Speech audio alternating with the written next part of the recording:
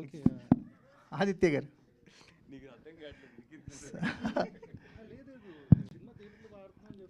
వాసు గారు అక్కడికి వచ్చి నెగిటివ్ పిఆర్ చేస్తున్నారు నాకు.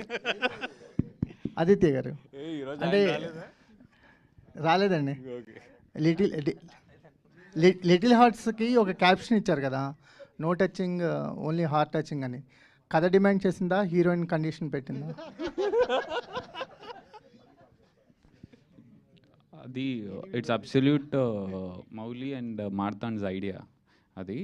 అంటే to make it very much visible to the family audience, ఇది ఫ్రెష్ సినిమా, మీరు అబ్సల్యూట్గా వచ్చి చూడొచ్చు అనేదాన్ని. ఇప్పుడు నోరు తిరగదు కానీ సకుటుంబ అది ఉంటుంది కదా, పరివార సమేతం.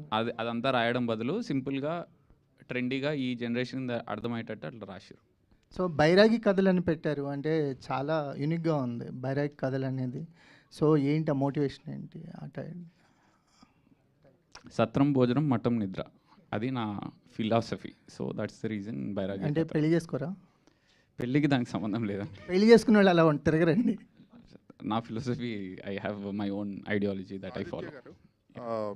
ఒక డైరెక్టర్ లైఫ్ టైమ్ 5 ఫిల్మ్స్ అంటున్నారు, which is very wrong. No, that's my perspective అండి. నేను బిలీవ్ చేయమని అనట్లేదు. అనేదంటే you also shouldn't have that perspective because you never know when you can be relatable life long, right? ఇప్పుడు నా దగ్గర 5 కథలు ఉన్నాయి, అందుకనే మీద వస్తా లేదు. సో 5 ఉంటాయేమో అనుకుంటున్నాను నేను, అంతే. Right. Vasu garu, yes sir.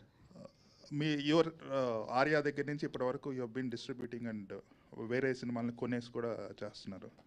So అప్పటికి ఇప్పటికి జడ్జ్మెంట్లో ఏమైనా తేడా వచ్చినట్లు ఏమైనా అనిపిస్తుందా, లేదంటే you still think you are in the same బిగినింగ్లో ఉండేంత పట్టు ఇప్పుడు కూడా ఉందంటారు?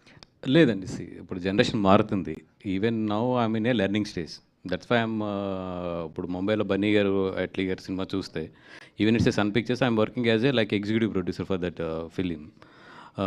ఎందుకంటే లెర్నింగ్ ఇవన్నీ కూడా. అట్లాగే ఇప్పుడు ఏంటంటే యంగ్స్టర్స్ అందరితో కూర్చుని మళ్ళీ నాకు ఒక 4-5 ఇయర్స్ వీళ్ళందరితో కూర్చుంటే తప్పితే మళ్ళీ నేను ఈ జనరేషన్కి అందుకోలేము. ఏదైతే మా జనరేషన్లో